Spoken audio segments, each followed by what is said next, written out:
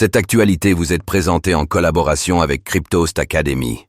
Ayez un temps d'avance sur le marché crypto en rejoignant notre communauté premium.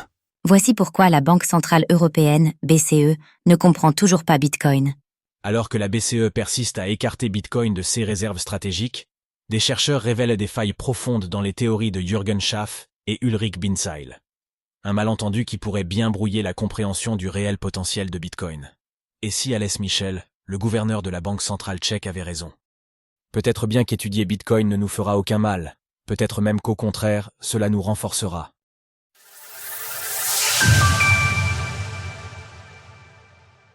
Jürgen Schaff s'aligne sur l'avis émis par Christine Lagarde fin janvier. Alors qu'aux États-Unis, près de 11 États s'apprêtent à franchir un pas audacieux en investissant dans le Bitcoin pour constituer une réserve stratégique, la Banque centrale européenne, BCE, campe sur une position conservatrice, exprimant clairement ses réticences face à une telle initiative. Jürgen Schaff, conseiller auprès de la BCE, reste convaincu que le Bitcoin n'a aucune nécessité économique réelle ou utilisation pertinente. Il écarte l'idée que les banques centrales puissent envisager de détenir du Bitcoin ou d'autres crypto-monnaies comme actifs de réserve, préférant s'en tenir à des valeurs plus traditionnelles et éprouvées. Qu'il s'agisse de Bitcoin seul ou d'un mélange d'actifs numériques, les risques restent élevés et la justification économique est faible. Jürgen Schaff, conseiller auprès de la BCE. Il affirme que les réserves stratégiques actuelles, telles que le pétrole, le gaz et d'autres matières premières, offrent une diversité suffisante pour être mobilisées en temps de crise et ainsi atténuer la flambée des prix des importations. Selon lui, cette richesse de ressources disponibles ne justifie pas de s'exposer à des actifs aussi volatiles et incertains que les crypto-monnaies.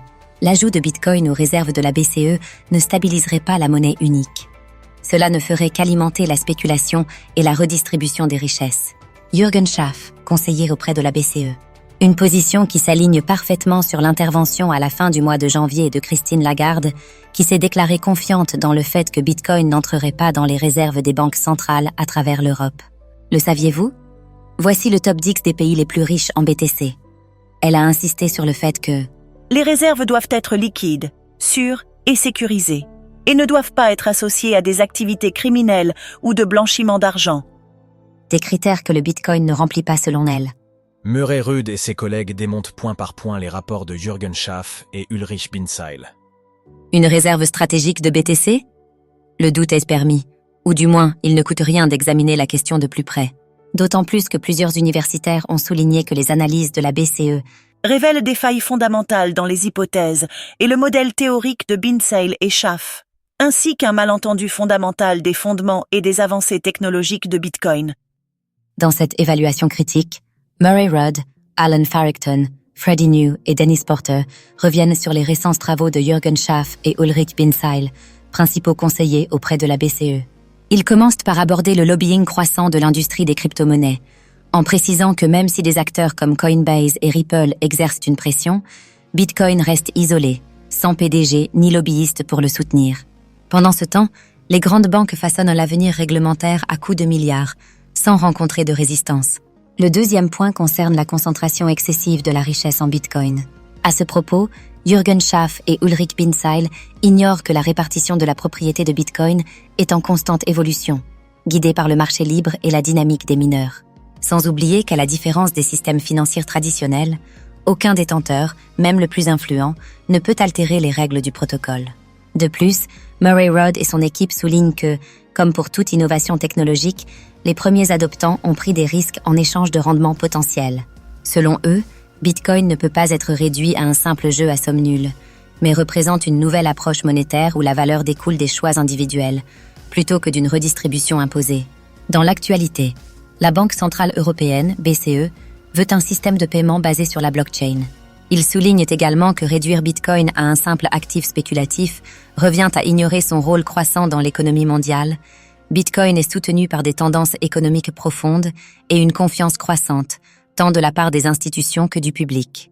Il démontre que Bitcoin ne se limite pas à une bulle spéculative, mais constitue un outil de liberté financière, de soutien aux dissidents et de résistance à la censure. Enfin, ils répondent à la critique sur le manque d'évolutivité de Bitcoin, expliquant que cette analyse sous-estime son innovation fondamentale.